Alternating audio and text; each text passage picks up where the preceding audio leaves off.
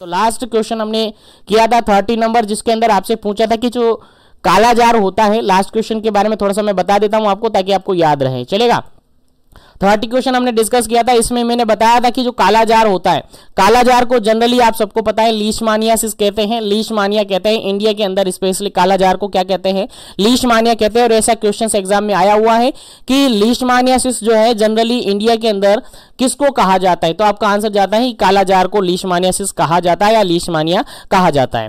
Question यहां से पूछा जाता है कि जो कालाजार है यानी लीशमानियासिस है वो किससे ट्रांसमिट होता है, यानी किसके थ्रू ट्रांसमिट होता है। तो यहां से भी क्वेश्चन आया हुआ है आपके एग्जाम में, तो वो सैंड फ्लाई से स्टार्ट होता है। सैंड फ्लाई से क्या होता है, ये ट्रांसमिट होता है किससे, सैंड फ्लाई। सैंड फ्लाई आप जानते होंगे, उसका जो सैंड फ्लाई है वो है आपकी फीमेल, सैंड फ्लाई का नाम है आपका फीमेल फ्लेबोटोमो अर्गेंटिप्स। ठीक है, क्या है, फीमेल फ्लेबोटोमो अर्गेंटिप्स आपका क्या है यहाँ पर, इस फीमेल सैंड फ्लाई का नाम है। ठीक है, जो कि कालाजार यानी लेशमानियासिस को कोज करता है यानी ट्रांसमिट करता है। और एक टाइप का जो कालाजार है यानी लेशमानियासिस जो है कालाजार, और लियसमानियासिस जो है वो स्पेशली क्या है, पैरासाइटिक इन्फेक्शन है। क्या है, पैरासाइटिक इन्फेक्शन है। आपको याद रखना है, एग्जाम में क्वेश्चंस पूछा हुआ है इसलिए आपको याद रखना है। देखिएगा, इस क्वेश्चन में आपसे पूछा था, इस क्वेश्चन में आपसे कहा था कि जो कालाजार है उसको या उसके पेशेंट को आपको रेफर करना है, यानी रेफर करने से पहले बिफोर रेफरिंग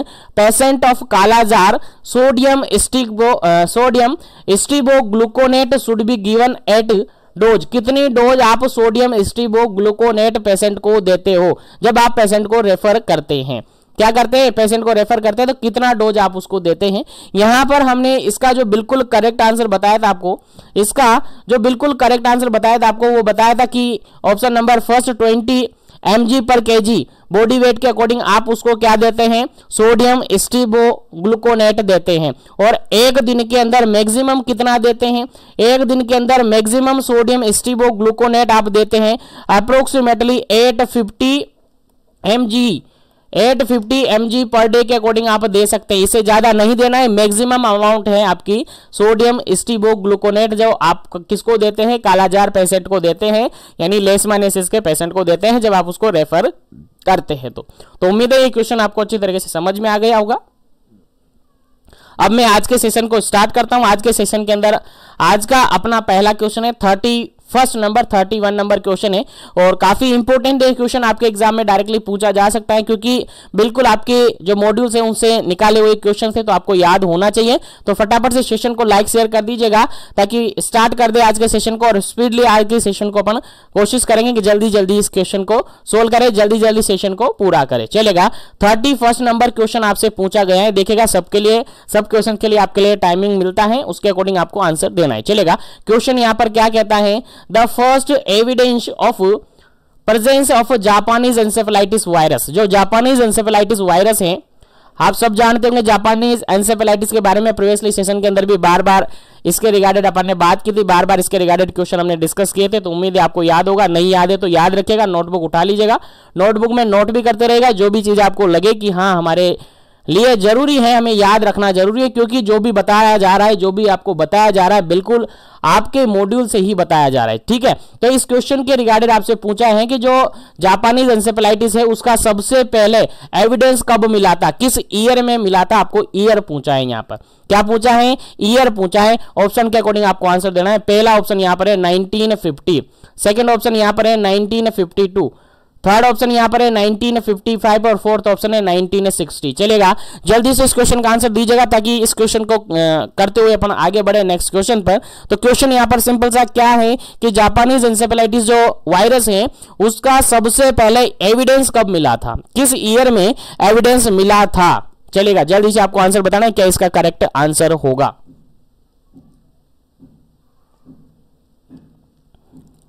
चलिएगा, इस क्वेश्चन का जो बिल्कुल करेक्ट आंसर है that is option number B, बिल्कुल करेक्ट आंसर है 1952। 1952 के अंदर जापानीज एंसेफेलाइटिस वायरस का एविडेंस मिला था। कब मिला था? 1952 के अंदर, 1952 के अंदर क्या हुआ था? इसका क्या मिला था? एविडेंस मिला था। किसका? First evidence of Japanese encephalitis virus. Japanese encephalitis virus का सबसे पहले जो एविडेंस मिला था वो 1952 में मिला था। याद रहे, भूलना नहीं है। क्या याद रहे, भूलना नहीं है। एग्जाम में आपको as it is question repeat होते हुए दिख सकता है, एज इट इज क्वेश्चन मिल सकता है, इसलिए आपको बिल्कुल भूलना नहीं है, काफी इंपॉर्टेंट है। चलेगा, मैं नेक्स्ट क्वेश्चन पर पहुंचता हूं। और जो भी क्वेश्चन आपको याद नहीं रहता है उनको आप नोट कर लीजिएगा, आप नोटबुक के साथ में रखिएगा ताकि जो भी क्वेश्चन हो आप उसको नोट कर सकते हैं। चलेगा, आगे बढ़ते हैं। नेक्स्ट क्वेश्चन आपका है 32 नंबर। 32 नंबर 32 नंबर क्वेश्चन कहता है first case was reported of Japanese encephalitis. Japanese encephalitis का पहला जो केस है कब रिपोर्ट हुआ था? एविडेंस तो आपको पता चल गया, एविडेंस कब मिला जापानीज एंसेफेलाइटिस के रिगार्डेड? सबसे पहला जो एविडेंस मिला था 1952 के अंदर। कब मिला था? 1952 के अंदर एविडेंस मिल गया था कि हाँ जापानीज एंसेफेलाइटिस वायरस होता है। ठीक है, उसके बाद यहां पर क्वेश्चन पूछा गया है कि फर्स्ट केस कब रिपोर्ट किया गया? जापानीज एंसेफेलाइटिस का पहला केस कब आइडेंटिफाई किया गया, कब रिपोर्ट किया गया? चलेगा, क्वेश्चन के अकॉर्डिंग आंसर देना है। क्वेश्चन समझ में आ गया होगा। फर्स्ट केस कब मिला था जापानीज एंसेफेलाइटिस का? पहला ऑप्शन यहां पर है 1950, सेकंड ऑप्शन यहां पर है 1952, थर्ड ऑप्शन यहां पर है 1955 और फोर्थ ऑप्शन है यहां पर 1960। चलेगा, जल्दी से क्वेश्चन का आंसर दे दीजिएगा, क्या इसका करेक्ट आंसर होगा, देन अपन आगे बढ़ेंगे नेक्स्ट क्वेश्चन पर। चलेगा, जल्दी कीजिएगा, क्या इसका करेक्ट आंसर होगा? First case of Japanese encephalitis, काफी इंपॉर्टेंट क्वेश्चन है आपके एग्जाम पॉइंट ऑफ व्यू से, और उम्मीद करता हूं आपके एग्जाम में रिपीट हो सकता है, क्योंकि ये सारे क्वेश्चन आपके ब्लॉक के हैं। और जहां तक क्या 100% श्योर मैं बोल रहा हूं आपसे, आपका जो पेपर है मॉड्यूल से बाहर नहीं बनता है, मॉड्यूल से बाहर नहीं बनता है। आप सोच रहे हैं नहीं हम तो कॉम्पिटिटिव एग्जाम्स की जो बुक्स आती हैं, PR यादव जो बुक्स आती हैं, टारगेट हाई हैं, उनको पढ़ ले, उनके पढ़ने से काम नहीं चलेगा। हम सोच रहे हैं कि सर हम कोचिंग के नोट्स पढ़ लें, उनके पढ़ने से भी काम नहीं होगा, तो फिर किससे काम होगा सर मॉड्यूल्स पढ़ने पड़ेंगे, आपको मॉड्यूल्स पढ़ने पड़ेंगे। और मॉड्यूल्स नहीं पढ़ना चाहते हैं तो जीवन एजुकेशन के साथ बने रहिए। सारे मॉड्यूल्स को मोल्डेड करके आपको दिया जा रहा है, सारे मॉड्यूल्स को मोल्डेड करके आपको दिया जा रहा है। जहां से क्वेश्चन बन सकता है वहां से क्वेश्चन बनाया जा रहा है, और वहां से क्वेश्चन बनाया जा रहा है। और जो सेशन में बोल रहा हूं, जो सेशन में करवा रहा हूं, 100% इससे बाहर आपका कोई क्वेश्चन नहीं जाएगा। आप देख लीजिएगा, एग्जाम देने के बाद आप चेकआउट कर लीजिएगा कितने क्वेश्चन कहां से मिले। चलेगा, नेक्स्ट क्वेश्चन की बात करते हैं। क्वेश्चन नंबर 32 था। यहां पर क्वेश्चन कहा जा रहा था कि जापानीज एंसेफेलाइटिस का पहला केस कब मिला था? तो जापानीज एंसेफेलाइटिस का पहला केस मिला था आपका ऑप्शन नंबर 3 बिल्कुल करेक्ट आंसर है 1955 में, 1955 के अंदर जापानीज एंसेफेलाइटिस का पहला केस मिला था। एविडेंस कब मिला सर? एविडेंस मिला था 1952 के अंदर। तो 1952 में एविडेंस मिला, 1952 के अंदर एविडेंस मिला, उसके 3 साल बाद इसका फर्स्ट केस आइडेंटिफाई कर दिया गया, रिपोर्ट कर दिया गया कि हाँ जापानीज एंसेफेलाइटिस वायरस है। तो उसके साथ ही ये कोजेटिव एजेंट भी है और ये कोज भी कर सकता है जापानीज एंसेफेलाइटिस। क्या कोज कर सकता है? जापानीज एंसेफेलाइटिस कोज कर सकता है। याद रखिएगा, इंपोर्टेंट है क्वेश्चन, काफी इंपोर्टेंट है, आपके एग्जाम में डायरेक्टली पुटअप हो सकता है, भूलना नहीं है। चलेगा, आगे बढ़ता हूं मैं नेक्स्ट क्वेश्चन पर। क्वेश्चन समझ में आ रहे तो लाइक शेयर करते रहेगा ताकि सभी तक पहुंच जाए, क्योंकि मेरा टारगेट है सभी तक ये पहुंचाना। और उसके रिगार्डिंग आगे इसी सेशन के अंदर, इसी वीडियो के अंदर लास्ट तक आप बने रहिएगा। क्लास के अंदर आपको एक अनाउंसमेंट में और करने वाला हूं इसी सेशन के अंदर। आपको टेस्ट सीरीज तो पता ही है, टेस्ट सीरीज आपकी चल रही है, अभी टेस्ट सीरीज चल रही है आपकी, अभी डेली कंटिन्यू टेस्ट वहां पर आपको देखने को मिलता है। जिसने भी ज्वाइन नहीं किया है कर सकते हैं, अभी भी आपके पास टाइम है, अगर उसको ज्वाइन करना चाहते हैं तो कर सकते हैं, क्योंकि जो अनाउंसमेंट करने जा रहा हूं वो इसी के रिगार्डेड है। अनाउंसमेंट करने जा रहा हूं जो इसी के रिगार्डेड कैसे कि 2 कोर्स अभी तक हमने प्ले स्टोर से जो ऐप डाउनलोड किया है अपने मिशन एजुकेशन, वहां पर से 2 कोर्स अवेलेबल करवा के पहला कोर्स हमने अवेलेबल करवाया था BPCCHN के रिगार्डेड। क्या BPCCHN के रिगार्डेड पहला फुल कोर्स में हमने अवेलेबल करवा रखा था, जो स्टार्टिंग में हमने 299 का करवाया था, फिर अभी वो जो कोर्स चल रहा है 799 का है। और टेस्ट सीरीज हमारी जो चल रही थी, टेस्ट सीरीज जो कि 25 जनवरी से आपकी टेस्ट सीरीज स्टार्ट हो गई थी, और वो हमने 499 में रखी हुई है, 499 में रखी हुई है। लेकिन अभी जो मैं अनाउंसमेंट करूंगा इन दोनों से रिगार्डेड है। जिन्होंने ये दोनों ज्वाइन कर रखी है उनके लिए इंपॉर्टेंट है, और उनके लिए फ्री ऑफ कॉस्ट में अवेलेबल करवाऊंगा। जो कैंडिडेट ये दोनों ज्वाइन किए हुए हैं, जो टेस्ट सीरीज ज्वाइन किए हुए हैं, जो BPCCHN का फुल कोर्स ज्वाइन किए हुए हैं, उनके लिए जो अनाउंसमेंट होगी वो फ्री ऑफ कॉस्ट होगी, यानी बिल्कुल उनसे कोई पैसा नहीं लिया जाएगा। लेकिन जिनके पास इन दोनों में से एक भी नहीं है उनके लिए कुछ प्राइज सेट मैं करूंगा, वो कि सेशन के लास्ट तक बने रहेगा, मैं आपको बताऊंगा। काफी इंपोर्टेंट है आपके एग्जाम पॉइंट ऑफ व्यू से और पूरा देखेगा। चलेगा, क्वेश्चन पढ़ते हैं क्योंकि टाइम कम है और क्वेश्चन ज्यादा है। चलेगा, क्वेश्चन है 33 नंबर। क्वेश्चन सिंपल सा ये पूछा है, respiratory tract infection is caused by bacteria. देखिए क्वेश्चन यहां पर सिंपल सा ये पूछा है कि जो रेस्पिरेटरी इन्फेक्शन होता है वो किसके थ्रू होता है, किस बैक्टीरिया के थ्रू होता है, जनरली किस बैक्टीरिया के थ्रू रेस्पिरेटरी इन्फेक्शन होता है। चलेगा, ऑप्शन के अकॉर्डिंग आंसर देना है। पहला ऑप्शन आपके पास है साल्मोनेला, सेकंड ऑप्शन है विब्रियो, थर्ड ऑप्शन है ई कोलाई, फोर्थ ऑप्शन है क्लेब्सेला। चलेगा, जल्दी से आपको आंसर देना है, क्या इसका करेक्ट आंसर होगा। फटाफट से कीजिएगा क्योंकि काफी इंपोर्टेंट क्वेश्चन है आपके एग्जाम पॉइंट ऑफ व्यू से। चलेगा, जल्दी से बता दीजिएगा क्या इसका करेक्ट आंसर होगा। Respiratory infection, respiratory tract infection generally किसके थ्रू कोज होता है, साल्मोनेला, विब्रियो, ई कोलाई या फिर क्लेब्सेला। चलेगा, जल्दी से आपको आंसर देना है, क्या इसका करेक्ट आंसर होगा। फिर आगे बढ़ेंगे अपन नेक्स्ट क्वेश्चन पर। जल्दी कीजिएगा, क्या इसका करेक्ट आंसर होगा।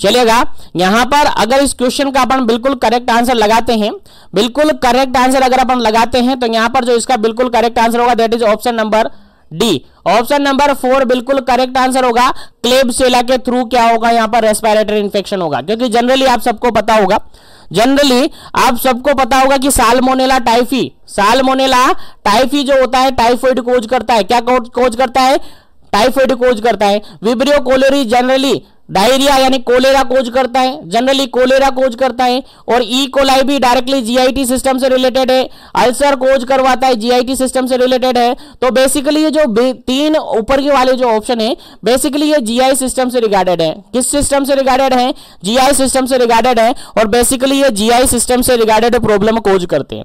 लेकिन क्लेब्सेला जो है जनरली रेस्पिरेटरी इन्फेक्शन करवाता है। क्या करवाता है, रेस्पिरेटरी इन्फेक्शन करवाता है। इसलिए इस क्वेश्चन का राइट आंसर आपका क्या होगा, रेस्पिरेटरी इन्फेक्शन के रिगार्डेड क्लेब्सेला आपका बिल्कुल करेक्ट आंसर हो गया। अगर यहीं पर मैं आपको बताऊं, यहीं पर अगर मैं आपको बताऊं क्लेब्सेला के अलावा और कौन यहां पर एक तरीके से रेस्पिरेटरी इन्फेक्शन करवा सकता है, तो बैक्टीरिया की अगर अपन बात करें तो बैक्टीरिया की बात करने के साथ अगर अपन कहे बैक्टीरिया कौन कौन करवाता है, तो एक बैक्टीरिया होता है जिसको आप जानते होंगे हीमोफिलस इन्फ्लुएंजा, एच इन्फ्लुएंजा आप कह सकते हैं। हीमोफिलस इन्फ्लुएंजा जो होता है ये भी रेस्पिरेटरी इन्फेक्शन कोज करवाता है। उसके अलावा आपका क्लेब्सेला हो गया, क्लेब्सेला भी आपका रेस्पिरेटरी इन्फेक्शन करवाता है। उसके अलावा आप स्टेफाइलोकोकल, क्या स्टेफाइलोकोकल, जनरली ये ऑप्शन में आपको मिलेंगे। अगर क्वेश्चन ऐसे इसी तरीके से क्वेश्चन पूछे जाएंगे तो हो सकता है यहाँ क्लेब्सेला की जगह दूसरा कोई ऑप्शन आपको पूछा जाए। तो यहाँ पर एच इन्फ्लुएंजा आपको दिया जा सकता है, स्टेफाइलोकोकस आपको दिया जा सकता है। उसके अलावा एक ऑप्शन और दिया जा सकता है जिसको आप जनरली लीजियोनेला कहते हैं। क्या कहते हैं, लीजियोनेला कहते हैं। क्या कहते हैं, लीजियोनेला, लीजियोनेला आप कहते हैं। याद रखिएगा, नाम पहली बार सुन रहे होंगे, लेकिन ये भी आपका क्या करवाता है, रेस्पिरेटरी ट्रैक्ट इन्फेक्शन करवाता है। याद रहे, भूलना नहीं है। अगर यहीं पर अपन कहें कि वायरस कौन करवाता है, कौन सा वायरस आपका रेस्पिरेटरी इन्फेक्शन करवाता है जनरली, तो याद रखिएगा वायरस की अगर अपन बात करें तो एडेनो वायरस। कौन सा वायरस, एडेनो वायरस। जनरली अगर मैं बात कहूं वायरसेस की को रेस्पिरेटरी इन्फेक्शन कौन करवाता है, तो बैक्टीरिया की बात की अपन ने, Klebsiella virus, sorry Klebsiella bacteria, H influenza है, स्टेफाइलोकोकस है।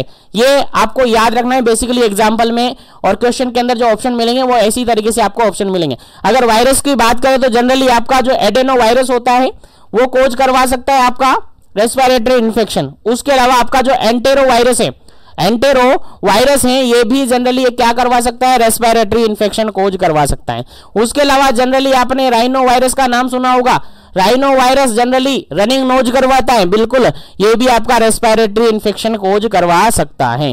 तो जनरली ये वायरस है, बेसिकली इनका एग्जांपल आपको मिल सकता है, इसलिए आपको मैंने बताना जरूरी समझा, इसलिए आपको नोट कर लेना है, आपको याद रख लेना है, यहां से आपके एग्जाम में क्वेश्चन पूछा जा सकता है। चलेगा आगे बढ़ते हैं नेक्स्ट क्वेश्चन पर, आगे बढ़ते हैं पर नेक्स्ट क्वेश्चन पर। नेक्स्ट क्वेश्चन आपका है 34 नंबर क्वेश्चन। 34 नंबर क्वेश्चन क्या कहता है, देखिए सिंपल सा क्वेश्चन है और ये क्वेश्चन आपके एग्जाम में प्रीवियसली जो बीपीसीसीएचएन के एग्जाम हो रखे हैं उनमें रिपीट हुआ क्वेश्चन है, तो स्टार बना लीजिएगा, आपके एग्जाम में 100% पूछा जा सकता है, 100% आपके एग्जाम में पूछा जा सकता है। चलिए क्वेश्चन यहां पर यह है, which lotion is used for the treatment of scabies. Scabies जानते हो क्या होता है स्केबीज, बिल्कुल आप सब जानते होंगे, आप सब जानते होंगे, नहीं जानते तो याद रखिएगा, याद रखिएगा स्किन इन्फेक्शन है। क्या है, स्किन इन्फेक्शन है, और स्किन इन्फेक्शन जनरली कोज होता है यहां पर माइट के थ्रू। किसके थ्रू, माइट के थ्रू। और माइट के थ्रू की अगर अपन बात करें किस माइट के थ्रू, तो ये माइट के थ्रू होता है सार्कोप्टीज। क्या, सार्कोप्टीज वायरस, सॉरी सार्कोप्टीज माइट के थ्रू ये होता है, सार्कोप्टीज इसके, सार्कोप्टीज इसके भी, सार्कोप्टीज इसके भी के थ्रू क्या होता है, ये कोज्ड होता है। याद रखिएगा स्किन इन्फेक्शन है, माइट के थ्रू ये होता है, और सार्कोप्टीज इसके भी के थ्रू क्या होता है, ये कोज्ड होता है। इन्फेक्शन किसके थ्रू होता है, इसी के थ्रू होता है। यहां पर जनरली इचिंग देखने को मिलती है, पिंपल्स देखने को मिलते हैं, रेसेस देखने को मिलते हैं, सब जानते होंगे आप इसके बीच के बारे में। तो यहां पर क्वेश्चन ये पूछा है कि अगर स्किन इन्फेक्शन हुआ है, किसका, इसके बीच का स्किन इन्फेक्शन हुआ है, तो वहां पर जो लोशन आप काम में लेते हैं वो कौन सा लोशन काम में लेते हैं।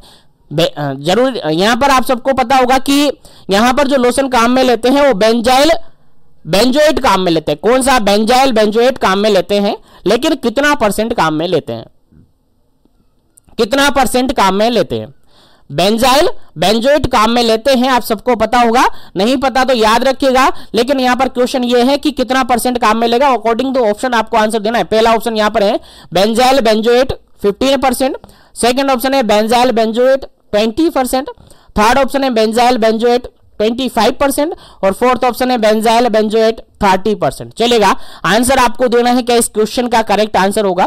क्वेश्चन आप सबको समझ में आ गया। इसके बीज के ट्रीटमेंट के लिए कौन सा लोशन काम में लेते हैं, स्पेशली सभी ऑप्शन में यहाँ पर आपको बेंजाइल बेंजोएट ही ऑप्शन में है, लेकिन परसेंटेज कितना परसेंटेज आप काम में लेते हैं वो आपको बताना है।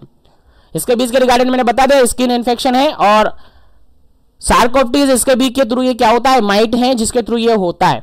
इसके लिए अगर अपन ऑप्शन के अकॉर्डिंग आंसर की अगर अपन बात करते हैं तो इस क्वेश्चन का जो बिल्कुल राइट आंसर है that is option number 3, option number C बिल्कुल करेक्ट आंसर है। यहां पर जो इसके बीच के ट्रीटमेंट के लिए अगर अपन लोशन काम में लेते हैं तो ये बेंजाइल बेंजोएट 25% लेते हैं। कितना लेते हैं, बेंजाइल बेंजोएट 25% क्या करते हैं, लेते हैं। याद रखिएगा, भूलना नहीं है बिल्कुल भी। काफी इंपॉर्टेंट क्वेश्चन है आपके एग्जाम पॉइंट ऑफ व्यू से, आपके एग्जाम पॉइंट ऑफ व्यू से, क्योंकि ये क्वेश्चन ऑलरेडी आपके बीपीसीसीएचएन के एग्जाम में रिपीट हो चुका है 2 बार, एज इट इज 2 बार रिपीट हो चुका है। प्रीवियसली सेशन के प्रीवियसली एग्जाम पेपर आप उठाकर देखेंगे तो 2 बार ही क्वेश्चन रिपीट हुआ है एज इट इज। थोड़े से एक क्वेश्चन तो एज इट इज था, एक क्वेश्चन में थोड़ा सा चेंजेस था, बट क्वेश्चन इसी तरीके से आपसे पूछा गया था, तो यहां से भी पूछा जा सकता है, इसलिए आपको याद रखना है। चलिएगा आगे बढ़ते हैं, नेक्स्ट क्वेश्चन की बात करते हैं। नेक्स्ट क्वेश्चन है आपका 35 नंबर क्वेश्चन है, 35 नंबर क्वेश्चन है। 35 नंबर क्वेश्चन क्या कहता है, देखिएगा, पेडिकुलोसिस कोर्पोराई कोज पेडिकुलोसिस ऑफ। देखिए क्वेश्चन यहां पर ये है, पेडिकुलोसिस कोर्पोराई कोज द पेडिकुलोसिस। पेडिकुलोसिस आप जनरली जानते होंगे, पेडिकुलोसिस क्या है, एक डिजीज है और ये एक इन्फेस्टेशन डिजीज है। कौन सी डिजीज है, इन्फेस्टेशन इसके अंदर होता है। किसका इन्फेस्टेशन होता है, तो जनरली आपको बता दूं मैं, इन्फेस्टेशन ऑफ लाइस, इन्फेस्टेशन है ऑफ लाइस, लाइस इन्फेक्शन हो जाती है। जनरली आप जानते होंगे लाइस मतलब एक तरह के जुएं वगैरह होती है ना, वही छोटे मोटे कीड़े होते हैं, तो लाइस इन्फेस्टेशन यहां पर होता है। तो लाइस इन्फेस्टेशन के अंदर अगर पेडिकुलोसिस की अपन बात करें तो बेसिकली यहां पर पॉजिटिव फैक्टर दिया हुआ है कि जो पेडिकुलोसिस कॉर्पोराई है, पेडिकुलोसिस कॉर्पोराई है, जनरली क्या कोज करता है, यानी कहां पर पेडिकुलोसिस कोज करता है, हेड में करता है या फिर बॉडी में करता है या फिर प्यूबिक में करता है या फिर ऑल ऑफ दी अबव, सब में करता है। चलेगा, क्वेश्चन सिंपल सा समझ में आ गया होगा। एक तरीके से लाइस के थ्रू होने वाली डिजीज कंडीशन है, लाइस के थ्रू होने वाला इन्फेक्शन है पेडिकुलोसिस, और यहां पर लाइस का नाम भी लिखा हुआ है पेडिकुलोसिस कॉर्पोराइस। पेडिकुलोसिस कॉर्पोरिस या पेडिकुलोसिस कॉर्पोराइस है, ये किस टाइप का या कहां पर जाकर पेडिकुलोसिस करवाता है। चलेगा, जल्दी से आपको आंसर देना है, क्या इसका करेक्ट आंसर होगा। पेडिकुलोसिस कॉर्पोराइस या पेडिकुलोसिस कॉर्पोरिस आप कह सकते हैं।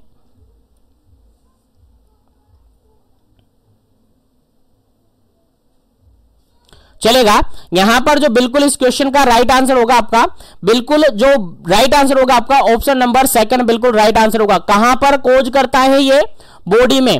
पेडिकुलोसिस कहां पर कोज करता है, बॉडी के अंदर ये कोज करता है। अब मैं आपको बता दूं, पेडिकुलोसिस जनरली लाइस से होने वाला है, लाइस से होने वाला इन्फेस्टेशन है। क्या है, इन्फेस्टेशन है, इन्फेस्टेशन है, याद रखिएगा, लाइस से होने वाला इन्फेस्टेशन है, यानी infestation of lice that known as पेडिकुलोसिस।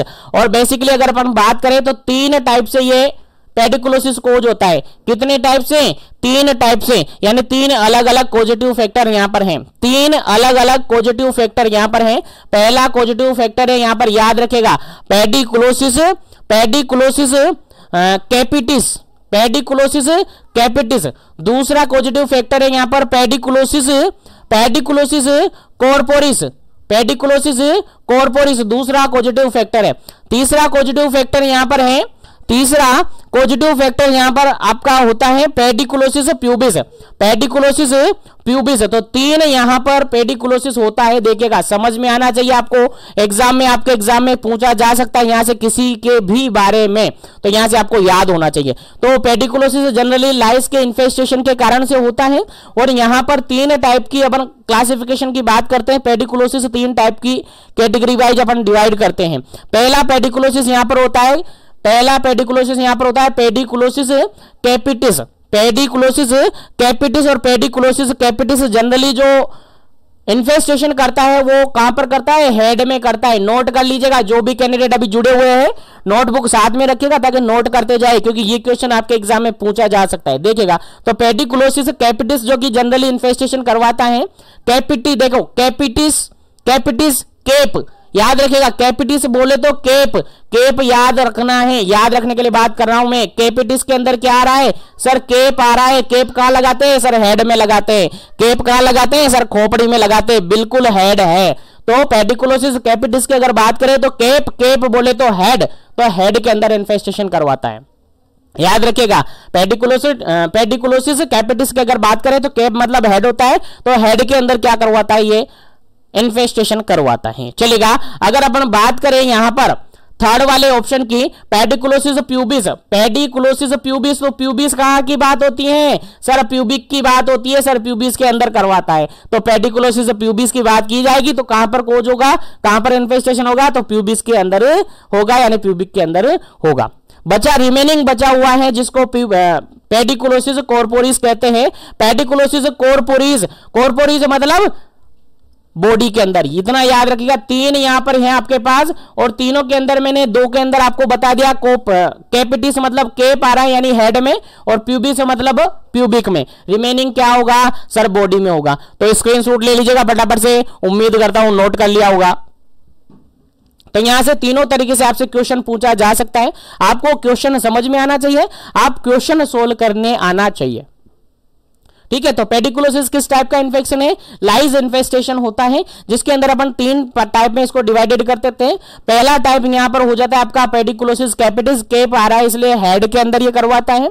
पेडिकुलोसिस pubis third है, जो कि प्यूबिस है, प्यूबिस जो कि प्यूबिक से रिगार्डेड है, और कॉर्पोरिस है जो कि बॉडी का करवाता है। तो 3 टाइप का यहां पर इन्फेस्टेशन होता है, जो कि आपको याद होना चाहिए। चलेगा, उम्मीद करता हूं समझ में आ गया होगा। तो आगे बढ़ते हैं अपन नेक्स्ट क्वेश्चन पर। नेक्स्ट क्वेश्चन आपके सामने देखिएगा, काफी इंपॉर्टेंट क्वेश्चन है, काफी इंपॉर्टेंट क्वेश्चन है। क्वेश्चन कहता है 36 number, scabies are the transmitted by the, देखिए क्वेश्चन यहां पर ये है, स्केबीज जो है ट्रांसमिट कैसे होता है। कोजेस तो आपको पता चल गया, पेडिकुलोसिस अलग अलग टाइप की पेडिकुलोसिस बताया अपन ने, पेडिकुलोसिस कैपिटिस, पेडिकुलोसिस कॉर्पोरिस, पेडिकुलोसिस प्यूबिस, अलग अलग टाइप के कोजेटिव फैक्टर बताए। यहां पर क्वेश्चन ये पूछा है कि जो स्केबीज होता है वो ट्रांसमिट कैसे होता है? क्या वो ड्रॉपलेट होता है? क्या वो ड्रॉपलेट होता है? क्या वो एयरबोर्न होता है? क्या वो इनडायरेक्ट होता है? क्या वो डायरेक्ट होता है? चलेगा, आंसर आपको बताना है क्या इसका करेक्ट आंसर होगा। जल्दी कीजिएगा, क्या इसका करेक्ट आंसर होगा, फिर आगे बढ़ेंगे अपन इसके क्वेश्चन के बारे में डिस्कस करेंगे। चलेगा,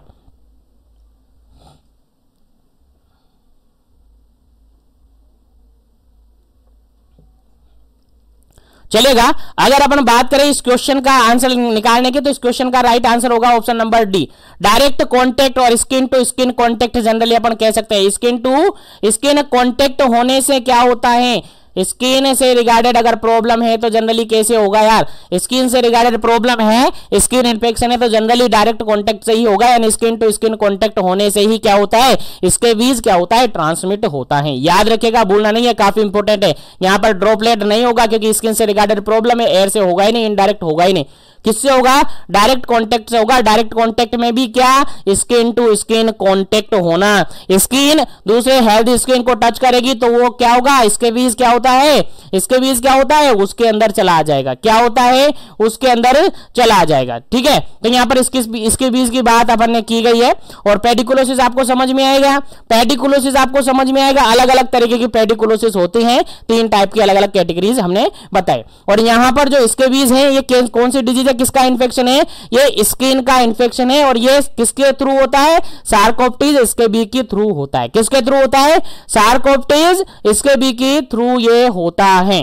याद रखिएगा, भूलना नहीं है। चलिए आगे बढ़ते हैं नेक्स्ट क्वेश्चन में, आगे बढ़ते हैं नेक्स्ट क्वेश्चन पर। नेक्स्ट क्वेश्चन आपके सामने काफी इंपॉर्टेंट है, देखिएगा नेक्स्ट क्वेश्चन, यहां से क्वेश्चन, और ये क्वेश्चन भी रिपीट हुआ क्वेश्चन है आपके एग्जाम में, इसलिए स्टार बना लीजिएगा, आपके एग्जाम में आ सकता है। देखिएगा, what percentage of DDT, DDT का जो यूज किया जाता है उसका कितना परसेंट यूज किया जाता है, was had to treat the pediculosis. Pediculosis जानते हो, भी थोड़ी देर पहले हमने बताया, पेडिकुलोसिस इन्फेस्टेशन ऑफ लाइस, लाइस के इन्फेस्टेशन के कारण से होने वाला इन्फेक्शन है, लाइस के इन्फेस्टेशन के कारण से होने वाला कंडीशन है, जिसके अंदर अगर हेड में होता है तो हेड को वॉश कर किया जाता है, प्यूबिस में होता है तो प्यूबिस को वॉश किया जाता है, पूरी बॉडी में होता है तो पूरी बॉडी को वॉश किया जाता है, किससे, डीडीटी से वॉश किया जाता है।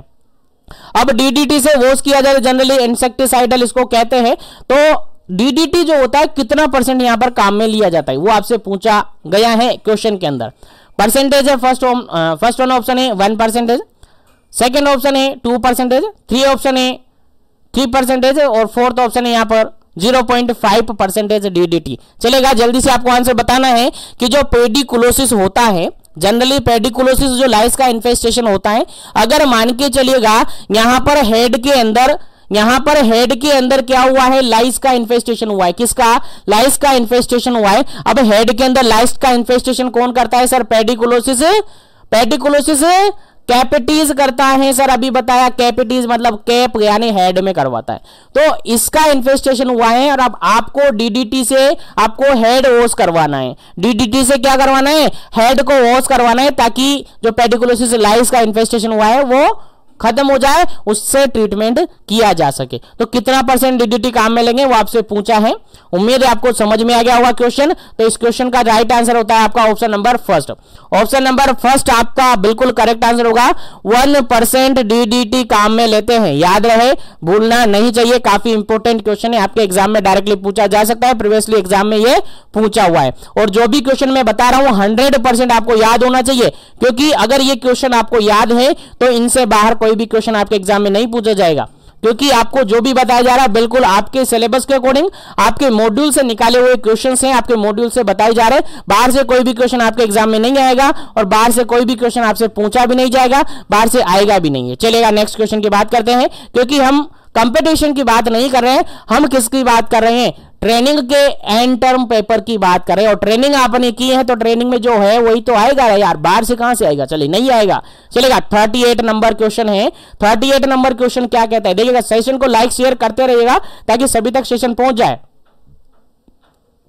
चलेगा, यहां पर क्वेश्चन है हाइड्रोफोबिया। जनरली इस क्वेश्चन को मैं पता नहीं कितनी बार आपको बता चुका हूं, और ये क्वेश्चन आपके एग्जाम में आया हुआ है,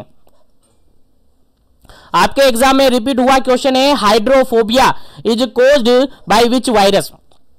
हाइड्रोफोबिया जनरली किस वायरस के कारण से होता है? चलिए आंसर आपको बताना है। जनरली हाइड्रोफोबिया जानते हो, हाइड्रोफोबिया अभी डिटेल से डिस्कस करेंगे। चलेगा, क्वेश्चन का आंसर दीजिएगा पहले कि हाइड्रोफोबिया जनरली होता है किस वायरस के कारण से होता है। ऑप्शन है पहला एडेनो वायरस के कारण से होता है, सेकंड नंबर ऑप्शन है रोटा वायरस के कारण से होता है, थर्ड नंबर ऑप्शन है लेजा वायरस के कारण से होता है, फोर्थ नंबर ऑप्शन है राइनो वायरस के कारण से होता है। चलेगा, आंसर आपको देना है। क्या इसका करेक्ट आंसर है? हाइड्रोफोबिया किससे रिगार्डेड है और हाइड्रोफोबिया को कोज कौन करता है? चलेगा, जल्दी से आपको आंसर बताना है क्या इसका करेक्ट आंसर होगा। जल्दी कीजिएगा, क्या इसका करेक्ट आंसर होगा ताकि अपन आगे बढ़ेंगे।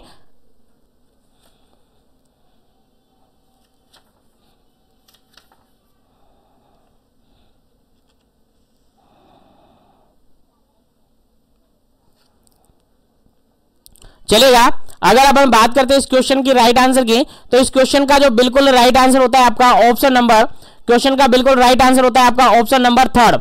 ऑप्शन नंबर थर्ड बिल्कुल करेक्ट आंसर है। लेजा वायरस क्या है? लेजा वायरस, लेजा वायरस क्या कोज करता है? सर रेबीज की बात करेंगे, सर रेबीज की बात करेंगे तो लेजा वायरस किससे रिगार्डेड है?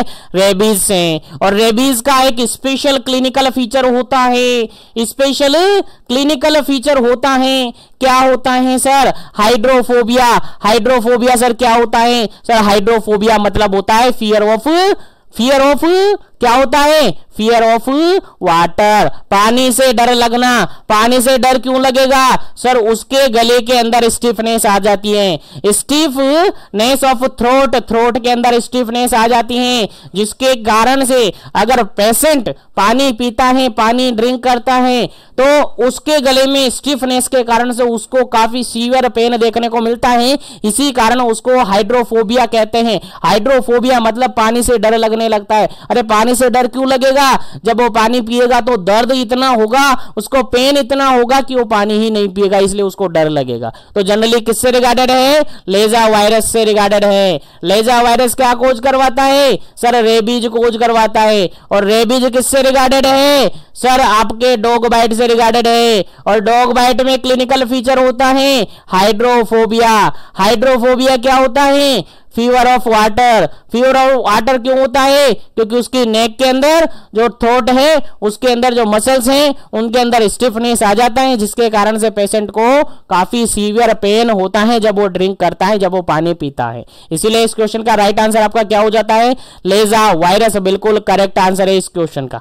चलेगा, आगे बढ़ते हैं नेक्स्ट क्वेश्चन पर। उम्मीद है क्वेश्चन समझ में आ रहे होंगे, तो सेशन को लाइक शेयर करते रहिए ताकि इसी तरीके से कंटिन्यू सेशन आपको मिलते रहे और सभी तक ये क्वेश्चन पहुंच सके, ताकि सभी सेशन का बेनिफिट ले सके। चलेगा, नेक्स्ट क्वेश्चन की अगर अपन बात करें तो नेक्स्ट क्वेश्चन है आपका 39 नंबर क्वेश्चन। और 39 नंबर क्वेश्चन सिंपल सा ये कह रहा है, whooping cough is another name of which disease. Whooping cough है जो जनरली किस डिजीज का अदर नेम होता है? Whooping cough. चलेगा, जल्दी से आपको बताना है क्या इसका करेक्ट आंसर होगा। उसके बाद आगे बढ़ेंगे, नेक्स्ट क्वेश्चन के बारे में पढ़ेंगे। चलेगा, पहला ऑप्शन यहाँ पर डिप्थीरिया, सेकंड ऑप्शन है यहाँ पर पर्टुसिस, थर्ड ऑप्शन है यहाँ पर पोलियो, फोर्थ ऑप्शन है यहाँ पर डेंगू। चलेगा, जल्दी से आपको आंसर बताना है क्या इस क्वेश्चन का राइट आंसर होगा। वूपिंग कफ जनरली किसका अदर नेम होता है? जल्दी फटाफट से कीजिएगा।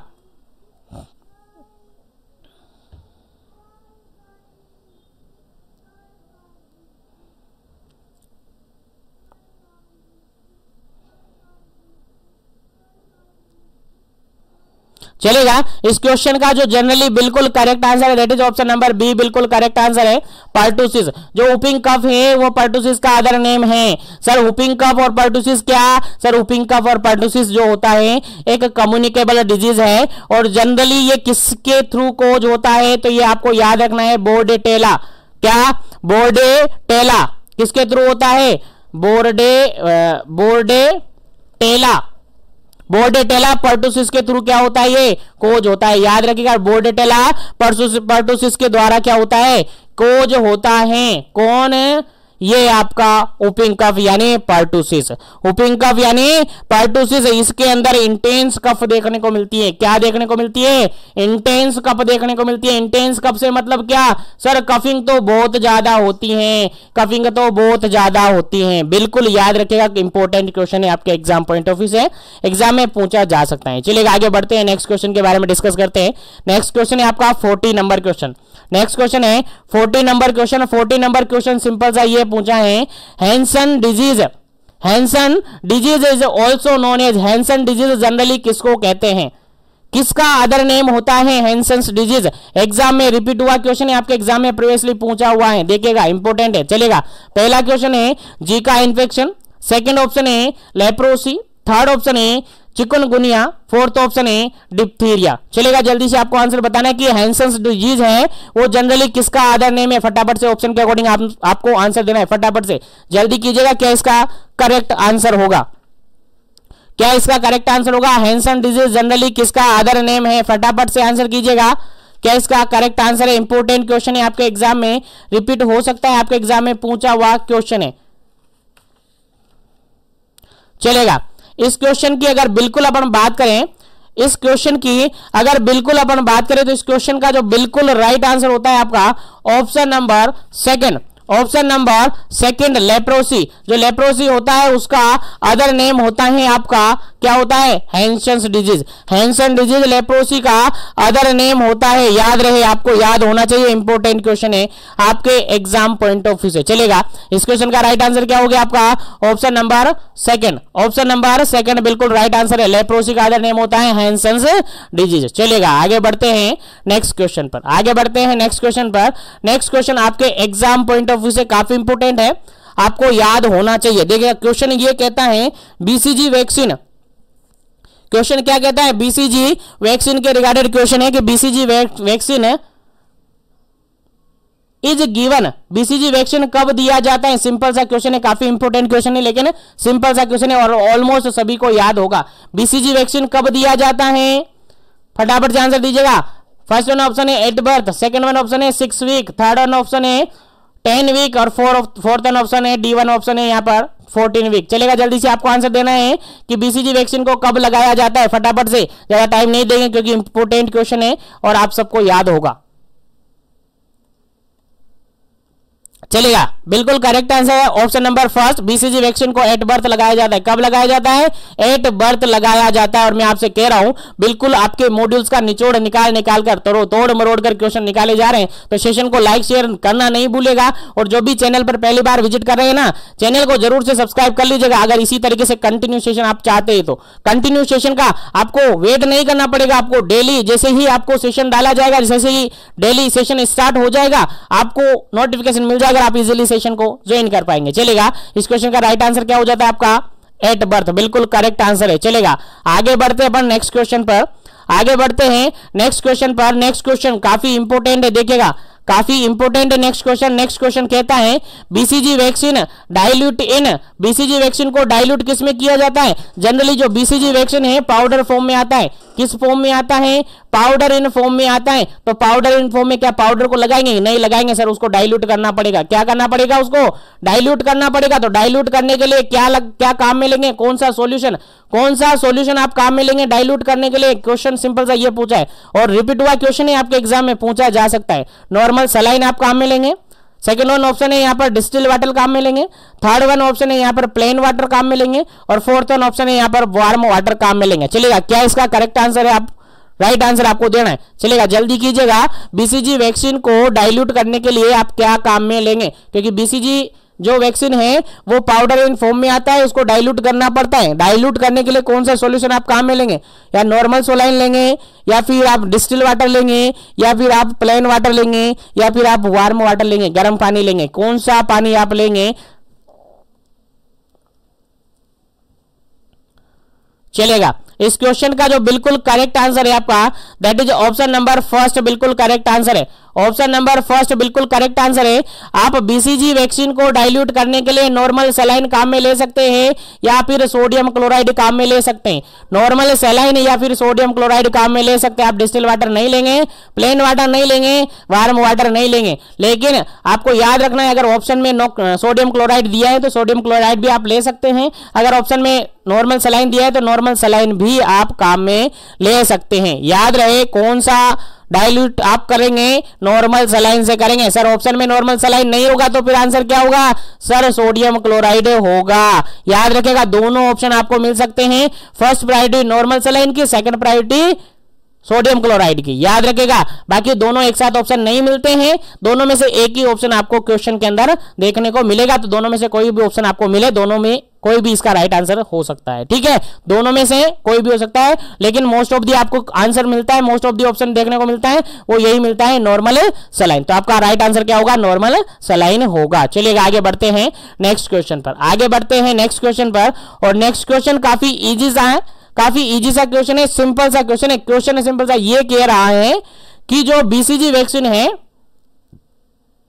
Just a minute, BCG vaccine है उसको कितने टेम्परेचर पर स्टोर करके रखा जाता है? क्वेश्चन है BCG vaccine and diluent is stored at which temperature. BCG vaccine को और जो डाइल्यूशन आप करते हैं, डाइल्यूएंट उसमें मिलाते हैं यानी कि सोडियम क्लोराइड या फिर जो नॉर्मल सलाइन है एनएस है, उसको आप कितने टेम्परेचर पर क्या करते हैं? स्टोर करते हैं। चलेगा, टेम्परेचर आपको बताना है, फटाफट से आंसर बताइएगा। पहला ऑप्शन है -2 डिग्री सेंटीग्रेड से -8 डिग्री सेंटीग्रेड। सेकंड ऑप्शन है यहां पर +2 डिग्री सेंटीग्रेड से +8 degree centigrade. Third number option है -1 डिग्री सेंटीग्रेड से -5 डिग्री सेंटीग्रेड। फोर्थ ऑप्शन है यहां पर -1 डिग्री सेंटीग्रेड से -5 डिग्री सेंटीग्रेड। चलेगा, जल्दी से आपको बताना है, इनको प्लस कर लीजिएगा। फोर्थ ऑप्शन है, फोर्थ ऑप्शन में आप माइनस की जगह प्लस कर लीजिएगा, बाकी सेम है। चलेगा, आंसर आपको बताना है। पहला क्वेश्चन ये कहता है कि बीसीजी वैक्सीन और डाइल्यूएंट जो होता है यानी सोडियम क्लोराइड या फिर नॉर्मल सलाइन होती है, उसको आप कितने टेम्परेचर पर स्टोर करके रखते हैं? आंसर आपको देना है, फटाफट से आंसर दीजिएगा, क्या इसका करेक्ट आंसर होगा? कितने टेम्परेचर पर आप इसको स्टोर करके रखते हैं? बीसीजी वैक्सीन को कितने टेम्परेचर पर आप स्टोर करके रखते हैं? चलेगा, इस क्वेश्चन का जो बिल्कुल करेक्ट आंसर होता है आपका, इस क्वेश्चन का बिल्कुल करेक्ट आंसर होता है that is option number second. BCG vaccine को +2 से लेकर +8 डिग्री टेम्परेचर पर रखते हैं। +2 से लेकर +8 डिग्री सेंटीग्रेड टेम्परेचर पर रखा जाता है। किसको रखा जाता है? किसको रखा जाता है? बीसीजी वैक्सीन को। सर याद रखना है, सर आपको याद रखना है कहां पर जनरली इसको आईएलआर के अंदर रखा जाता है, आइस लिंक्ड रेफ्रिजरेटर के अंदर इसको रखा जाता है। बाकी ये आपसे नहीं पूछा जाएगा, लेकिन आप याद रख लीजिएगा। बाकी इसको जनरली आप समझ में आ गया होगा कितना टेम्परेचर होना चाहिए, +2 से लेकर +8 डिग्री सेंटीग्रेड टेम्परेचर होना चाहिए बीसीजी वैक्सीन को स्टोर करने के लिए। इंपॉर्टेंट क्वेश्चन है, याद रखिएगा, भूलना नहीं है। चलेगा, आगे बढ़ते हैं, यहीं से अपना नेक्स्ट क्वेश्चन निकालते हैं। यहीं से अपना नेक्स्ट क्वेश्चन है, देखिएगा सारे क्वेश्चन मोल्डेड करके निकाल दिए हैं आपकी बुक के अंदर, आपके ब्लॉक के अंदर, आपकी मॉडल के अंदर जो भी क्वेश्चन थे बिल्कुल मोल्ड कर दिए, बिल्कुल घुमा दिए, बिल्कुल निचोड़ दिए, लेकिन आपको याद होने चाहिए सारे क्वेश्चंस। चलेगा, तभी आपकी नैया पार है। चलेगा, और हमारे साथ जुड़े हैं, जीवन एजुकेशन के साथ जुड़े हैं, तो बिल्कुल टेंशन लेने की जरूरत नहीं है। चलेगा, नेक्स्ट क्वेश्चन आपके सामने है। नेक्स्ट क्वेश्चन यहाँ पर, dose of BCG vaccine eight 2 month of baby. 2 महीने का बेबी है। कितने महीने का बेबी है? 2 महीने का बेबी है, तो आप कितनी डोज लगाएंगे? चलेगा, क्वेश्चन काफी इंपॉर्टेंट है, आपके एग्जाम में डायरेक्टली पूछा जा सकता है। अगर 2 महीने का बेबी है तो बेबी को कितनी वैक्सीन आप लगाएंगे? क्या उसको 0.05 ml लगाएंगे? सेकंड नंबर ऑप्शन है 0.01 ml लगाएंगे। थर्ड वन ऑप्शन है यहाँ पर 0.1 ml लगाएंगे। फोर्थ ऑप्शन है यहाँ पर 1.0 लगाएंगे। चलेगा, जल्दी से आपको आंसर बताना है क्या इसका करेक्ट आंसर होगा। चलिएगा, जल्दी से आपको आंसर बताना है क्या इसका करेक्ट आंसर होगा।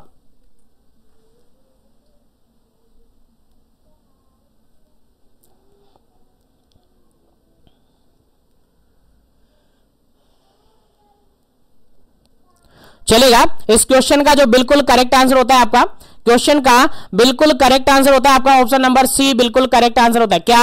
ऑप्शन नंबर सी बिल्कुल करेक्ट आंसर होता है। 0.1 ml लगाते हैं। बीसीजी वैक्सीन अगर 2 महीने का बेबी है, 2 महीने का बेबी है, 2 मंथ का बेबी है, तो उसको 0.1 ml लगाएंगे। अब कैसे कैसे लगाएंगे एक बार से मैं बता देता हूं आपको, थोड़ा सा समझा देता हूं, ताकि आपको अगर इससे रिगार्डेड कोई भी अगर क्वेश्चन आए तो आप इजीली सोल्व कर पाए। चलेगा।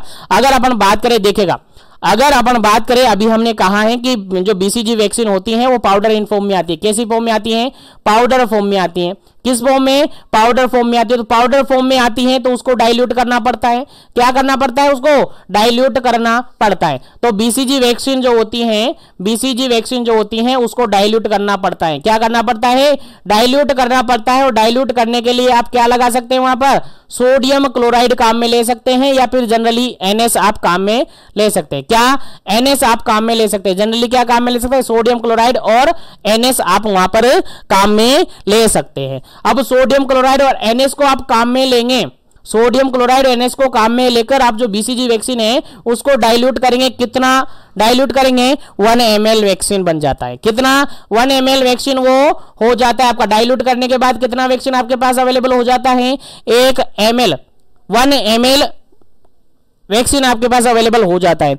और इसके अंदर अपन डोज का कैलकुलेशन करें, अगर डोज का कैलकुलेशन करें तो यहां पर जो डोज इसकी होती है, इसकी जो डोज होती है यहां पर 10 डोज भी हो जाती है और 20 डोज भी हो जाती है। कैसे?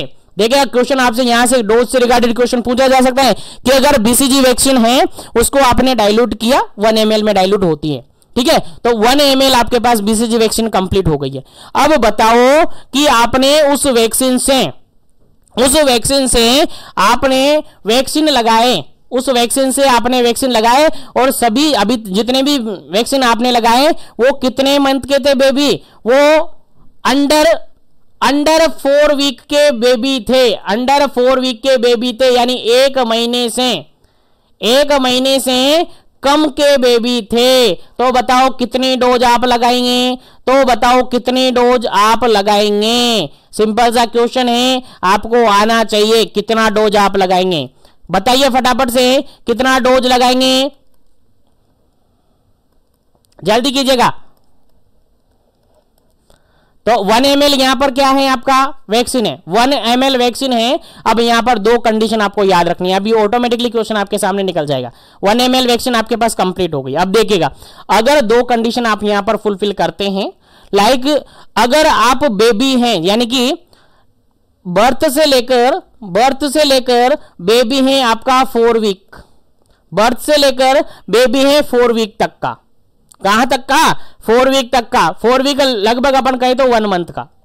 कितना? 1 मंथ का बेबी है। तो यहां पर, और इस कंडीशन में जो डोज लगाई जाती है, इस कंडीशन में जो डोज लगाई जाती है बेबी को, वो लगाई जाती है 0.05 ml। कितना डोज लगाया जाता है?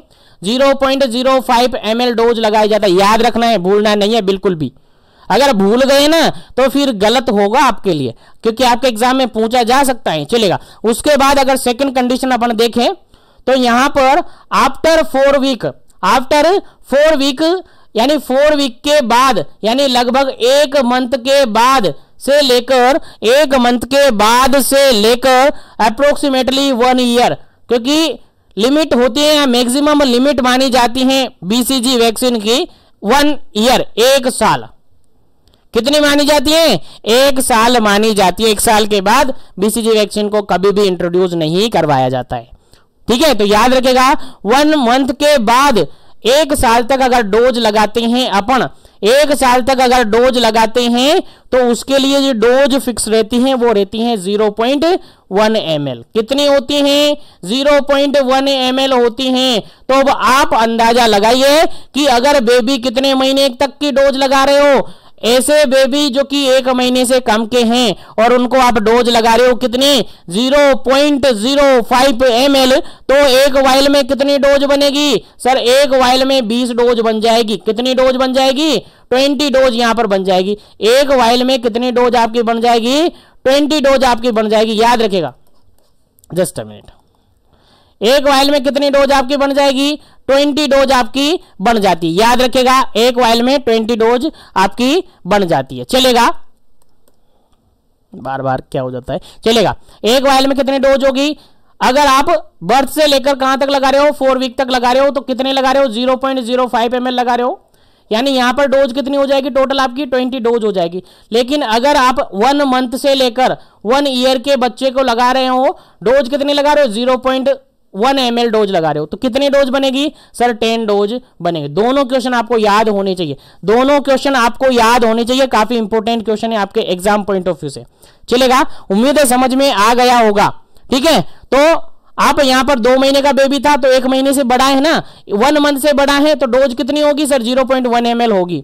यहां पर 0.05 ml किसको लगाते हैं? सर 1 महीने से कम के बच्चे को लगाते हैं। तो यहां पर क्या हो गया था आपका आंसर? ऑप्शन नंबर सी बिल्कुल करेक्ट आंसर हो गया था। उम्मीद है यहां तक जो भी बताया आपको समझ में आ गया होगा। एक बात और यहां पर से आपको याद रखनी है, अगर बीसीजी वैक्सीन का रूट आपसे पूछा जाए, बीसीजी वैक्सीन का रूट आपसे पूछा जाए, तो बीसीजी वैक्सीन का जो रूट होता है जनरली आईडी रूट होता है। कौन सा रूट होता है? आईडी रूट, यानी इंट्राडर्मल। कौन सा रूट होता है?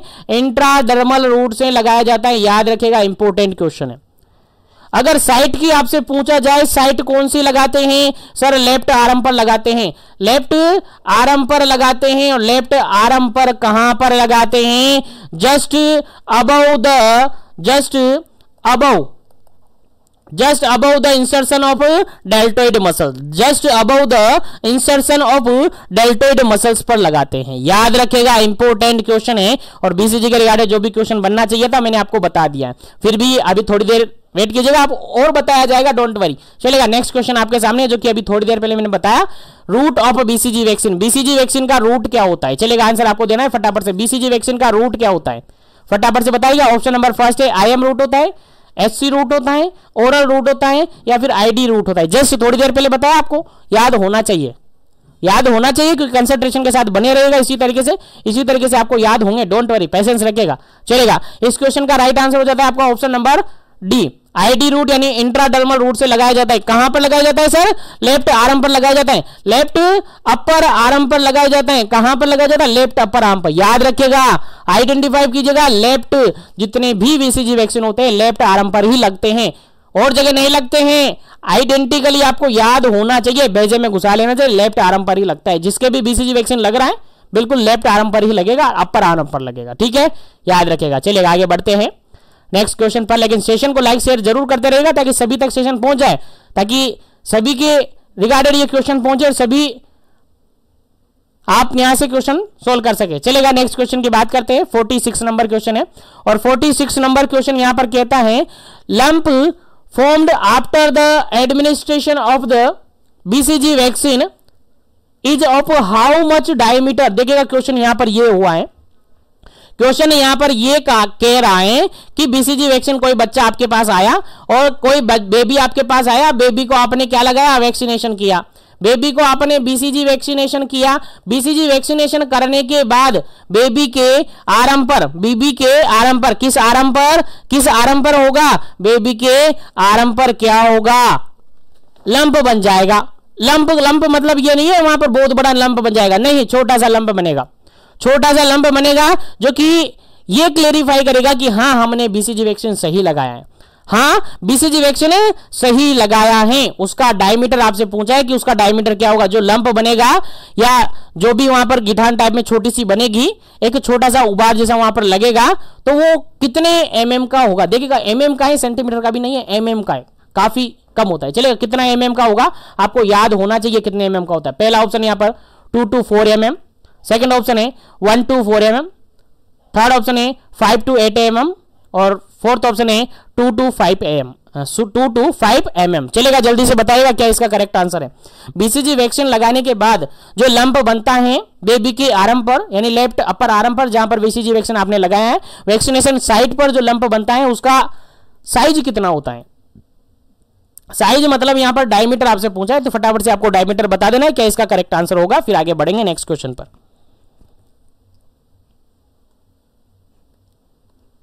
चलेगा, इस क्वेश्चन का जो बिल्कुल राइट आंसर है that is option number C, बिल्कुल करेक्ट आंसर है। कितना डायमीटर होता है उसका? उसका डायमीटर होता है 5 से लेकर 8 mm का। कितना?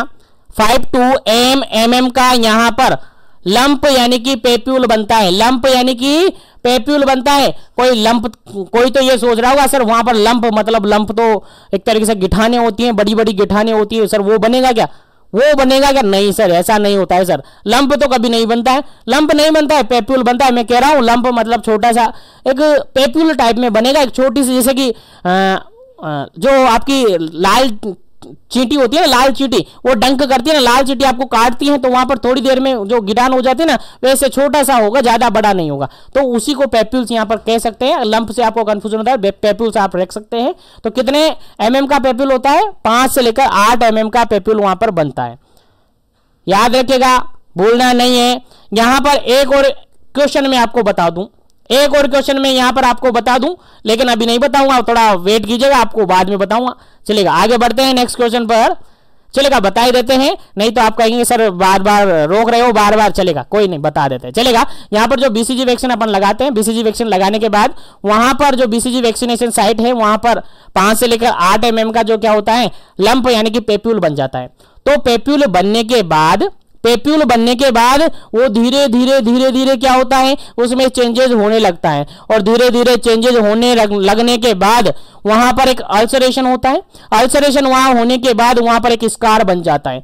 तो अल्सरेशन होने के बाद स्कार कब बन जाता है, यानी अल्सर बनने के बाद वहां पर वो अल्सर होगा, उसके अंदर एक तरीके से अल्सरेशन होगा, फिर वो धीरे धीरे मिट जाएगा, हील हो जाएगा, कंप्लीट हो जाएगा। कंप्लीट होने के बाद वहां पर एक स्कार बन जाएगा। स्कार बोले तो एक निशान वहां पर बन जाएगा। तो वो निशान कितने टाइम पीरियड के अंदर बन जाता है, कितने टाइम के अंदर वो निशान आपके वैक्सीनेशन साइट पर बन जाता है, बेबी की वैक्सीनेशन साइट पर बन जाता है। तो स्कार कब छोड़ता है, ये क्वेश्चन आपसे पूछा है।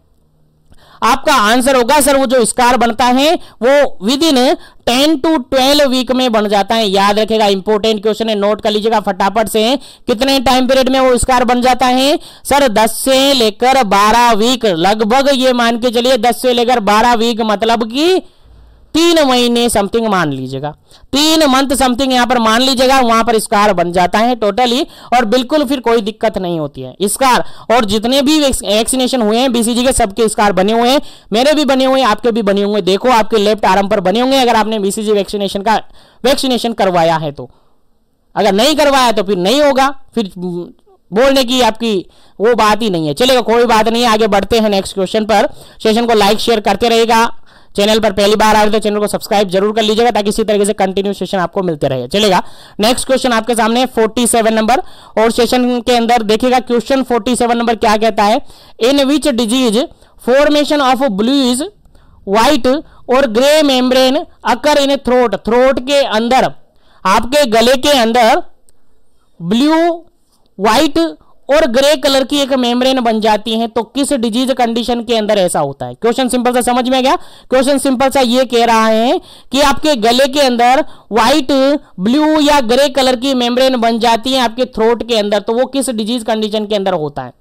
पहला ऑप्शन यहां पर पर्टुसिस के अंदर होता है, सेकंड ऑप्शन है यहां पर जापानीज एंसेफेलाइटिस के अंदर होता है, थर्ड ऑप्शन है मीजल्स के अंदर होता है, फोर्थ ऑप्शन है यहां पर डिप्थीरिया के अंदर होता है। चलेगा, जल्दी से आपको आंसर देना है क्या इसका करेक्ट आंसर होगा, फटाफट कीजिएगा क्या इसका करेक्ट आंसर होगा, जल्दी कीजिएगा। किसके अंदर यहां पर ब्लू, व्हाइट, ग्रे मेम्ब्रेन देखने को मिलती है थ्रोट के अंदर? कौन सी डिजीज के अंदर ऐसा होता है, जल्दी कीजिएगा। चलेगा, इस क्वेश्चन का जो बिल्कुल राइट आंसर है आपका, इस क्वेश्चन का जो बिल्कुल राइट आंसर है that is option number D. Option number D बिल्कुल राइट आंसर है। डिप्थीरिया के अंदर जो डिप्थीरिया का इंफेक्शन होता है, डिप्थीरिया कंडीशन होती है, डिप्थीरिया डिजीज होती है या इंफेक्शन होता है, उसके अंदर आपके थ्रोट के अंदर ब्लू, व्हाइट और ग्रे मेम्ब्रेन बन जाती है। याद रखिएगा, formation of blue, white, grey membrane in diphtheria किसके अंदर होता है? डिप्थीरिया के अंदर होता है। यहां से एक और क्वेश्चन मैं आपको बता दूं, यहां से एक और क्वेश्चन मैं आपको बता दूं। क्वेश्चन आपसे पूछा गया है, क्वेश्चन आपसे पूछा गया है कि डिप्थीरिया का अर्ली साइन सिम्टम क्या होता है? बताइए, अब आंसर आपको बताइए। उम्मीद है आपको याद होगा, प्रीवियसली क्वेश्चन के अंदर मैंने आपको बता चुका हूं। प्रीवियसली सेशन के अंदर जब हमने ब्लॉक वाइज सेशन स्टार्ट नहीं किए थे तो उसके पहले सेशन के अंदर इसके बारे में डिस्कस किए थे, और यहां से आपके एग्जाम में क्वेश्चन आया हुआ है प्रीवियसली सेशन के अंदर। प्रीवियसली जो ईयर के एग्जाम हुए हैं उनमें आया हुआ है, बीपीसीसीएचएन के अंदर ही, स्पेशली इग्नू यूनिवर्सिटी की बात कर रहा हूं मैं। तो वहां पर ये क्वेश्चन आया हुआ है कि डिप्थीरिया का अर्ली साइन सिम्टम कौन सा होता है। आपके यहां पर ऑप्शन इस तरीके से थे, कि फीवर, आंसर बताना फीवर। सेकंड नंबर ऑप्शन यहां पर था आपका सोर थ्रोट, क्या था, सोर थ्रोट था। थर्ड नंबर ऑप्शन यहां पर था फीवर हो गया, loss of hepatitis, loss of हेपेटाइट। और फोर्थ ऑप्शन था यहां पर नन ऑफ दी अबव। चलेगा, जल्दी से आंसर आपको बताना है, नन ऑफ दी अबव। चलेगा, नन ऑफ दी अबव। चलेगा, जल्दी से आपको आंसर बताना है। डिप्थीरिया का अर्ली साइन सिम्टम क्या होता है? सबसे पहले डिप्थीरिया के अंदर कौन सा क्लिनिकल फीचर देखने को मिलता है? चलेगा, जल्दी से आपको आंसर बताना है, क्या इसका करेक्ट आंसर होगा।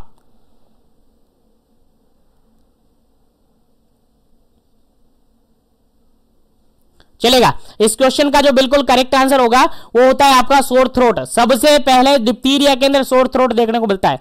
जैसे ही डिप्थीरिया का इन्फेक्शन होता है, तो डिप्थीरिया का इन्फेक्शन होते ही सबसे पहले क्लिनिकल फीचर देखने को मिलता है आपका सोर थ्रोट देखने को मिलता है। उसके बाद धीरे धीरे सारे क्लिनिकल फीचर आ जाते हैं, फीवर आ जाता है, लॉस ऑफ एपेटाइट आ जाता है। उसके अलावा ये मेम्ब्रेन बनने लग जाती है, ब्लू व्हाइट ग्रे कलर की मेम्ब्रेन आपके थ्रोट के अंदर बनने लग जाती है। लेकिन सबसे पहले क्लिनिकल फीचर देखने को मिलता है आपका सोर थ्रोट, याद रखिएगा। उसके अलावा आपके लिम्फेडेनाइटिस हो जाता है, डिप्थीरिया जो टॉन्सिल्स वगैरह होती है उनका भी इन्फेक्शन हो जाता है। तो काफी सारे सिम्टम्स बाद में देखने को मिलते हैं। लेकिन सबसे पहले अगर आपके एग्जाम पॉइंट ऑफ व्यू से याद रखना है तो पहला क्वेश्चन आपको याद रखना है, early symptoms of diphtheria that is a sore throat. याद रखिएगा।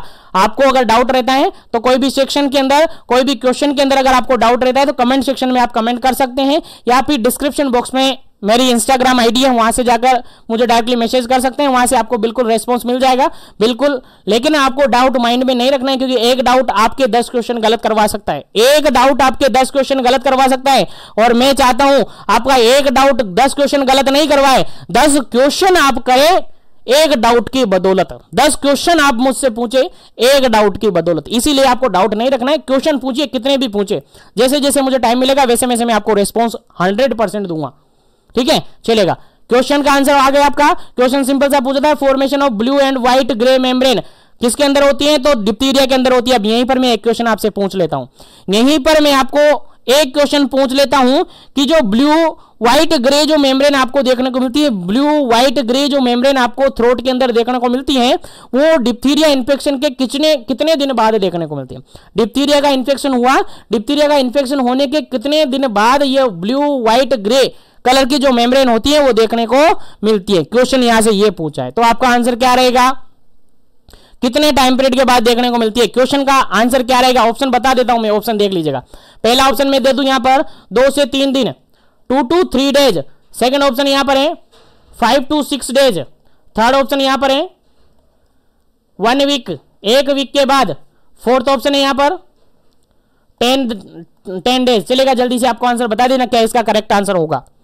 ब्लू व्हाइट ग्रे कलर की जो मेम्ब्रेन है, जो कि जनरली देखने को मिलती है डिप्थीरिया के अंदर, तो वो कितने दिन बाद देखने को मिलती है? इन्फेक्शन के कितने दिन में देखने को मिलती है? चलेगा, जल्दी कीजिएगा, क्या इसका करेक्ट आंसर होगा? चलेगा, इसका करेक्ट आंसर होगा with in first number option बिल्कुल करेक्ट आंसर इसका होगा। फर्स्ट नंबर ऑप्शन बिल्कुल करेक्ट आंसर होगा। 2 से 3 दिन के अंदर डिप्थीरिया के अंदर ब्लू ग्रे व्हाइट कलर की मेम्ब्रेन देखने को मिलती है आपके थ्रोट के अंदर। याद रखिएगा, इंपॉर्टेंट क्वेश्चन है। डिप्थीरिया के रिगार्डिंग जो भी क्वेश्चन मैंने बताए आपके एग्जाम में पूछा जा सकता है, आपके एग्जाम में पूछे हुए क्वेश्चन है, प्रीवियसली एग्जामों में पूछे हुए क्वेश्चन है। चलेगा, इस क्वेश्चन का राइट आंसर आपके पास हो गया। अब यहां से मैं ये भी बता देता हूं कि सर डिप्थीरिया होता कैसे है, डिप्थीरिया होता किसके कारण से? तो ये भी क्या है? कम्युनिकेबल डिजीज है।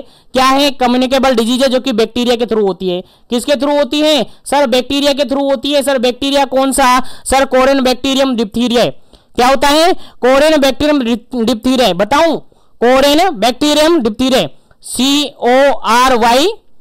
CORYNE bacterium, bacterium Corynebacterium diphtheria. क्या? Diphtheria, diphtheria. ठीक है, तो याद रखिएगा इंपॉर्टेंट क्वेश्चन है, ये भी आपसे एग्जाम में पूछा जा सकता है। हालांकि सिंपल सा क्वेश्चन है लेकिन पूछा जा सकता है। चलिए आगे बढ़ते हैं नेक्स्ट क्वेश्चन पर। नेक्स्ट क्वेश्चन है आपका 48 number question.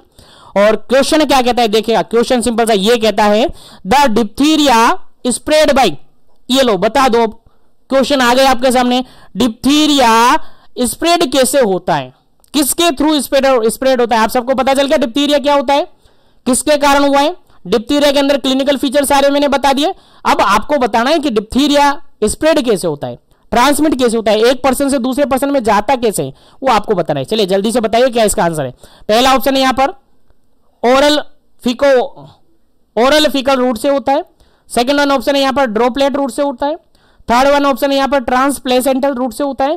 Fourth number option है यहां पर नन ऑफ दी अबव होता है। चलिएगा आंसर आपको देना है कि डिप्थीरिया जनरली किस रूट से ट्रांसमिट होता है। इंपॉर्टेंट क्वेश्चन है, स्टार बना लीजिएगा, आपके एग्जाम में रिपीट होगा 100%, आपके एग्जाम में रिपीट होगा। और मैं आपको बता दूं आपके एग्जाम में जो मोस्ट ऑफ दी क्वेश्चन पूछे जाते हैं 2 यूनिट से, बेसिकली कम्युनिकेबल, नॉन कम्युनिकेबल और एक फर्स्ट वाले ब्लॉक से क्वेश्चन ज्यादा पूछे जाते हैं, बाकी से कम पूछे जाते हैं। 2 ब्लॉक है आपके, उनसे कम क्वेश्चन पूछे जाते हैं, इसलिए आपको याद रखने क्वेश्चन कहीं से भी कैसे पूछ सकता है, इसलिए मैं सभी क्वेश्चन के रिगार्डेड फोकस करता हूं। चलेगा 48 नंबर क्वेश्चन, डिप्थीरिया किसके थ्रू ट्रांसमिट होता है।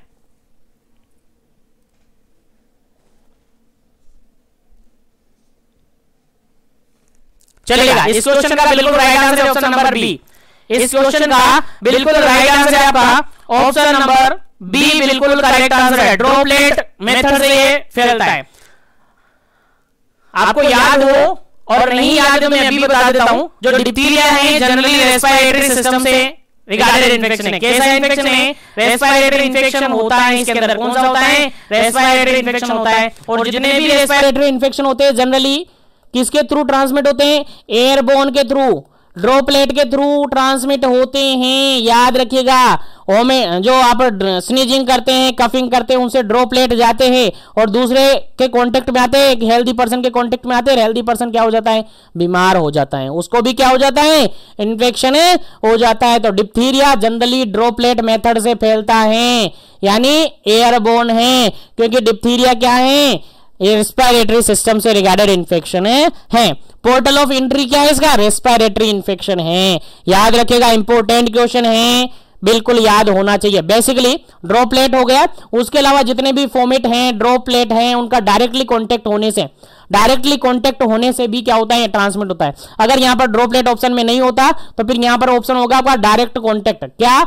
Direct contact with format, direct contact with format, ये ऑप्शन आपके एग्जाम में मिल सकता है। तो याद रखिएगा, इंपॉर्टेंट क्वेश्चन है आपके एग्जाम पॉइंट ऑफ व्यू से। चलेगा आगे बढ़ते हैं नेक्स्ट क्वेश्चन पर। नेक्स्ट क्वेश्चन आपके सामने काफी सिंपल सा यार, डीपीटी के रिगार्डेड।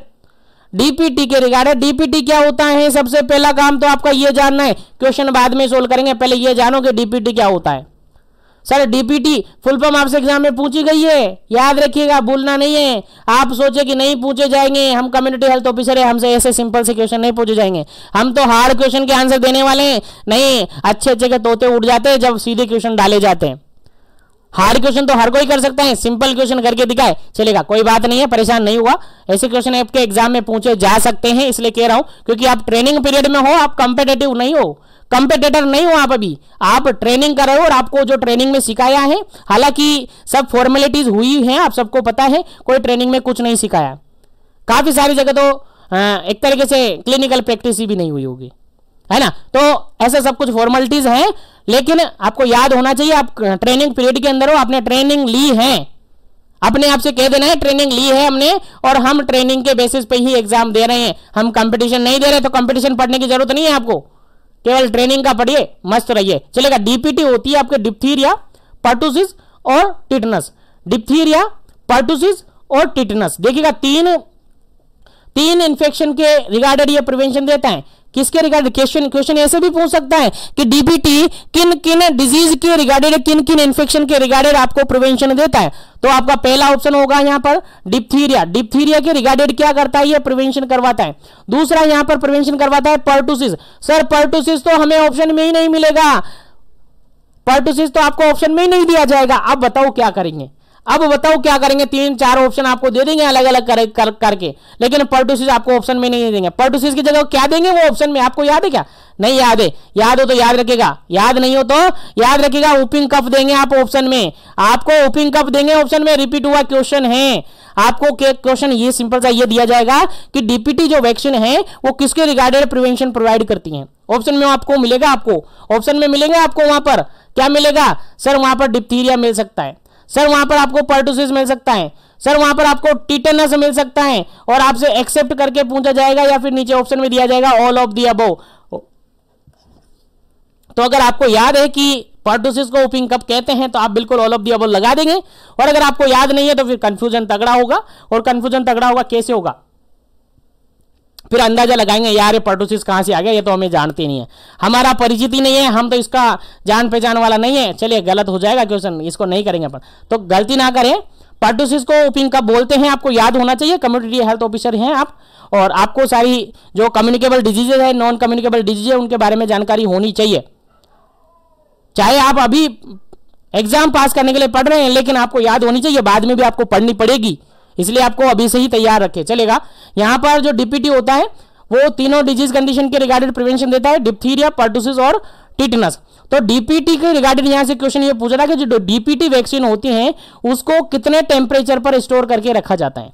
डीपीटी वैक्सीन को कितने टेम्परेचर पर स्टोर करके रखा जाता है? चलेगा, आंसर आपको बताना है फटाफट से, क्या इसका करेक्ट आंसर होगा। चलेगा, जल्दी कीजिएगा।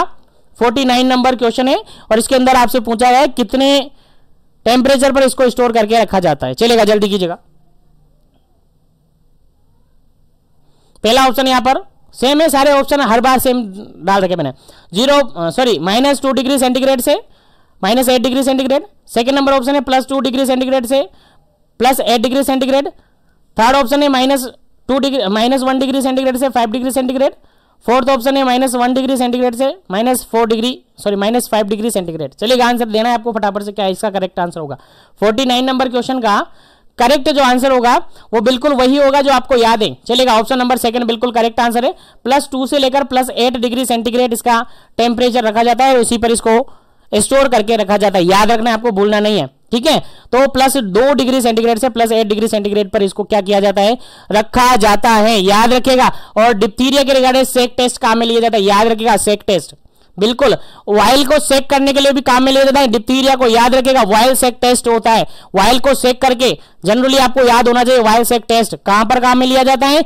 यहां पर काम में लिया जाता है डिप्थीरिया के अंदर। चलेगा, आगे बढ़ते हैं नेक्स्ट क्वेश्चन पर। नेक्स्ट क्वेश्चन सिंपल सा ये पूछा है। चलेगा, नेक्स्ट क्वेश्चन क्या पूछा है, चलिए समझ लेते हैं। नेक्स्ट क्वेश्चन क्या पूछा है? नेक्स्ट पूछा है, देखिएगा, एक मिनट रुक जाएगा।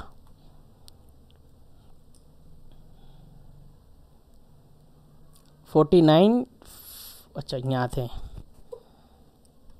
चलेगा, नेक्स्ट क्वेश्चन आपसे पूछा गया है route of DPT vaccine. DPT vaccine का क्या रूट होता है? चलेगा, जल्दी से बताइएगा, डीपीटी वैक्सीन का क्या रूट होता है? फटाफट से बता दीजिएगा क्या इसका करेक्ट आंसर है। डीपीटी वैक्सीन का रूट आपसे पूछा है, IM route, SC route, oral route या फिर ID रूट। फटाफट से बताइए क्या इसका करेक्ट आंसर होगा, किस रूट पर लगाते हैं? चलेगा, इस क्वेश्चन का जो बिल्कुल करेक्ट आंसर है that is option number first.